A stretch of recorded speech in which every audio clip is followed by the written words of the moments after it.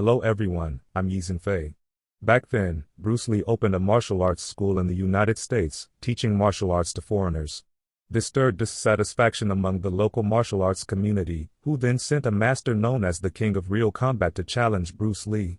Bruce Lee fought this master for over 3 minutes, and afterward, he felt quite frustrated. Why was that?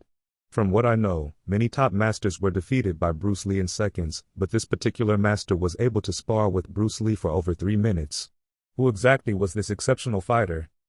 The story began in 1964 when Bruce Lee performed at the Long Beach Martial Arts Tournament in the US and recruited many foreign students.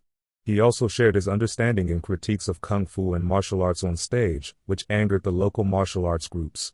They sent a master to challenge Bruce Lee and even demanded that his school be shut down, forbidding him from teaching Chinese martial arts to foreign students there.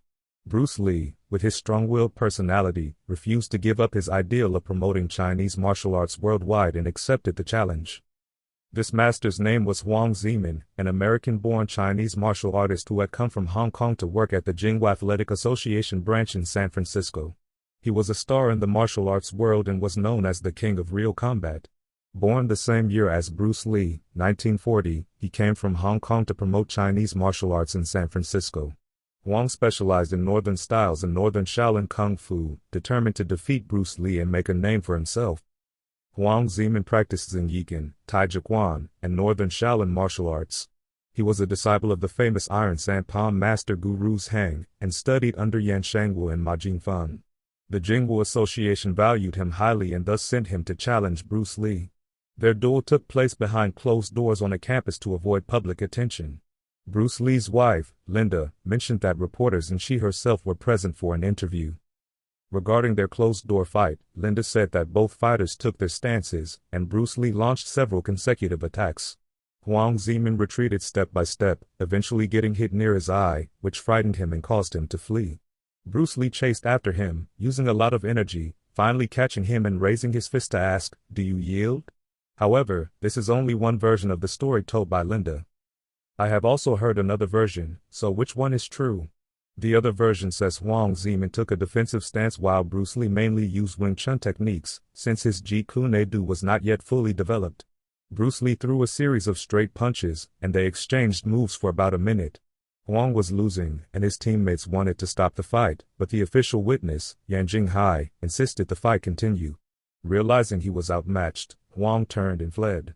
Bruce Lee chased him for 3 minutes before catching him, raised his fist, and asked if he yielded. Wong admitted defeat, and the fight ended. In essence, both versions agree that Wong felt he could not defeat Bruce Lee and chose to escape rather than fight head-on. Bruce Lee pursued him relentlessly, but Wong kept evading and refused to face him directly. So why was Bruce Lee frustrated despite winning? Because he couldn't defeat Wong quickly. Wong wasn't fighting straightforwardly but used evasive footwork to keep out of Bruce Lee's reach. Afterward, Bruce Lee reflected and realized his foot speed wasn't fast enough to effectively intercept his opponent. From then on, he trained his speed and fitness relentlessly, which helped him perfect Jeet Kune. I have a personal experience to share. I once used half a basketball court to teach students how to use evasive footwork to chase an opponent closely. We trained you chase me exercises for about 2 minutes. Some parents watching asked if this was really Kung Fu, and the students replied that this training was very useful because many people lack real fighting experience and don't understand the importance of footwork and fitness. Many people think fighting is just attacking and counterattacking, but they don't realize that if the area is large and the opponent refuses to enter the fight circle and keeps retreating, it's very hard to knock them down. Real fighting requires adjusting footwork, such as using Chinese martial arts steps like Bagua stepping or praying mantis stepping, to make it hard for the opponent to predict your moves. Wong used these footwork techniques to prevent Bruce Lee from landing attacks for a while.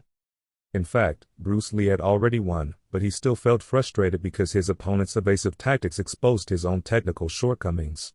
Later, Bruce Lee perfected Jeet Kune by improving his speed, physique, and strength through running and other training, enabling him to defeat opponents within a minute. Many top masters who fought Bruce Lee were defeated in seconds.